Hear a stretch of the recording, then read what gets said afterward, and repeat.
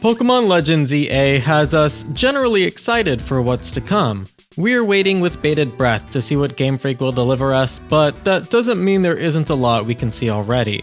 I have done a few analysis videos before this one, but there's still more to glean from the most recent trailers, and today, I'd like us to point our eyes towards several more overlooked details that some of you might have missed. Some of these details are positive to neutral, and some are negative. It wouldn't be a Game Freak game without a bit of both, am I right? But I'll try to go back and forth on positive and neutral details versus the negative ones to keep the mood even throughout the video.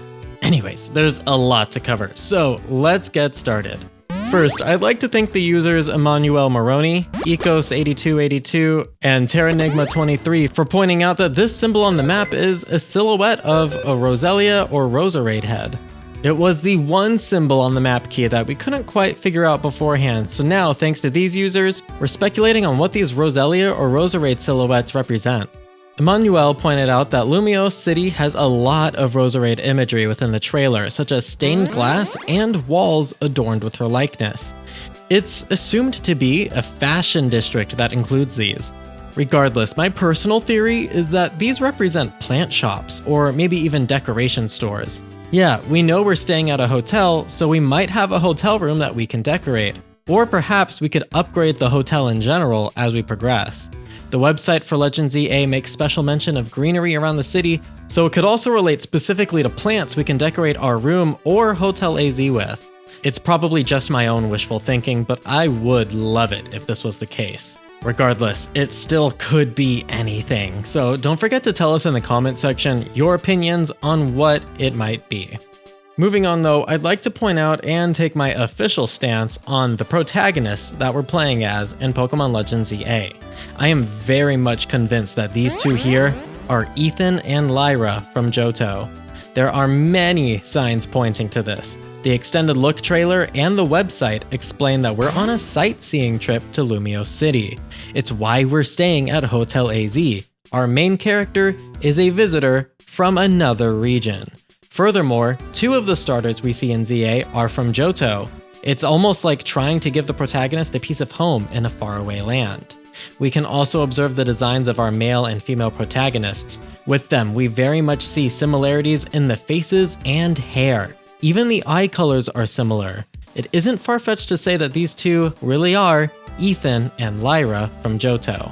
And that could very well be a staple of the Legend series moving forward, is that we're playing as main protagonists from mainline games, just in a different setting. Much like the protagonists from Legends Arceus were Lucas and Dawn from the present day, but tossed into the past. They even gave Hisui a different name from Sinnoh, so technically a different place. And listen, if this is them, that means Lyra's gotten a huge jump in her fashion taste, and to me, that is real character growth. Now, speaking of characters, it's worth noting the behaviors of the NPCs in this game. Much like most Game Freak games, we see all too much of NPCs standing around and staring into space. It's a shame too, because one of the few things I really liked in Scarlet and Violet was that they did a decent job of making NPCs look like they retain agency, even if there were still plenty of uncannily static characters around the towns and cities. Here though, I believe there was a maximum of 2 NPCs throughout the trailer that moved around, like this NPC running in the shot that I'm showing you here. Otherwise, it's just creepy being in what's supposed to be a bustling city as characters stand still, staring into space. A lot at least have idle animations, but in my opinion, still not enough of them do. Hopefully this is just a product of early footage, but only time will tell. Still kind of on the topic of characters is Urbane and Tawny, our rivals for our Legends EA experience. The detail I find really funny is that their names are literally just plays on the words urban and town. It's a silly detail, but one I appreciate nonetheless, and one I wanted to share with you guys in case you missed it. Many of you may not have noticed this either, but the crouch animation in ZA is exactly the same as the one in Legends Arceus, rather than the crouch animation in Scarlet and Violet. It actually makes me question which game was used to be the base to make ZA. Before, I thought they used Scarlet and Violet, but now I'm wondering and hopeful that it actually was Legends Arceus. They've simply removed the cell shading.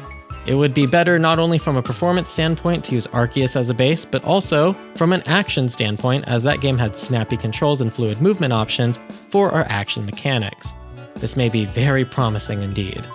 Unlike Arceus though, Pokemon Legends EA seems to have removed the turning animations from our beloved Pokemon, at least for when they finish a fight. In the trailers, every time we see our Pokemon finish off the enemy, they rotate on an axis, or simply flip themselves a full 180 in one frame immediately after. This is a huge regression in immersion compared to Arceus, where in that game, after completing a task, our Pokemon would use their turning animations to face us before willingly popping back into their Pokeballs. It was immersive, it was cute, it was fun, but here's to hoping in ZA that this gets cleaned up before the official release, because if not, we're gonna be seeing this immersion breaking a mission a lot, considering how many Pokemon we're gonna be fighting.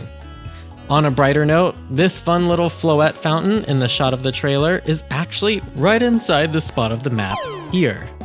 There's even a screenshot on the website that shows that the fountain actually has another Pokemon featured on it. As the centerpiece of the fountain, we have Florges, the final evolution of Flabebe and Floette. And speaking of the map, we can also place this building here that's featured in the bottom left corner. It's actually located at this top portion of the map. There's plenty more that we can see from this map versus the trailer and screenshots, so anyone up for a full map analysis? I might think about it if I see enough comments in the comment section asking me to do it. Something else we see on the map is the Ghost Girl. How will she tie into the game? Will she be a main character or a side quest? Regardless of which one she is, I'm hoping she ends up being tied to the Catacombs. We all speculate that the Catacombs are located beneath Lumio City, just like they are in real life's Paris. I can already feel my imagination running wild with that sort of spooky story beat, so here's to hoping. In the overworld of the trailers, however, I've seen many people point out that balconies of buildings are painted on rather than being made to stick out in 3D. Personally, I don't care much about this. I wouldn't have noticed if no one had said anything, and I'm someone who observes these things a lot, but I do want to dispel the myth that this is a Game Freak specific design tactic. I've definitely seen this in other games, even previous Pokemon games of course, but in other games as well. And it's likely painted on because they don't want every window to be used as a platforming object. Listen, I get wanting to have better graphics, and if you've been on my channel before, you know I have and will continue to criticize Game Freak where it counts. I've even done so a bit in this video already, but the windows having painted on balconies isn't something that angers me, though I will respect your opinion and tastes if that's something that bothers you. Matter of fact, let's go over another overlooked detail that personally irks me, but maybe doesn't bother you so much: Pokemon sizes. To me, one of the, if not the biggest draw of a 3D game is that they can convey scale. With that, I like when certain creatures and buildings are extremely large and imposing. In the world of Pokemon, we theoretically have Pokemon that should be that. Matter of fact, we saw that in Legends Arceus. We had really large Pokemon there versus our really small Pokemon, and it gave a huge sense of scale and depth to the world. Onix, for example, is supposedly 28 feet tall. Meanwhile, in both Sword and Shield and now in Legends EA, he's barely taller than our player character who's no older than a teenager. That's a graphical detail that I'm not a big fan of, and I'm feeling like people aren't talking about that enough. So, tomatoes, tomatoes, I think it's a huge deal. Maybe you don't, but it's something that I really hope that they fix if this wasn't just a small variation of an Onix. But for now, I digress.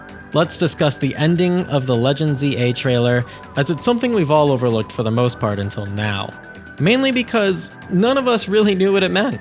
When the trailer ends, we get one more teaser showing our Rotom phone pop up to tell us about a promotion match at Prism Tower. Now, what this could be telling us to get us excited for is pretty vague. Is this a promotion match between us and the current champion, which would be our main character from X and Y, or maybe it's Diantha, or the Prism Tower gym leader, Clement? Or could it be something bigger? My personal theory is yes, it is something bigger. And that's the reason they gave us a special teaser for this, and that's because I think we could see the return of something like the Pokemon World Tournament. The tournament last seen in Generation 5's Unova, where every notable gym leader and Elite Four member from previous games would come and compete. This would be so cool in Legends ZA in particular, because we could literally see all of these notable Pokemon trainers battle in ZA's battle style. It would give completely new meaning to their team comps. I'd personally love this, and while I generally dislike gauntlets in my video games, I'd probably play this one anyway just to see my favorite gym leaders and Elite Four members in a Nintendo Switch Pokemon game. But if you have any more ideas on what this could be, please let us know in the comment section. Afterwards, check out more of my videos like this one here where I discuss all the hidden details the website for ZA showed us that the trailers didn't. The link is right in front of you and in the pinned comment. Also, if you'd like to support me and have your name featured at the end of all of my videos, click to join my Patreon with the link in front of you and in the description. I've been johtojonny, and I'll catch you all there.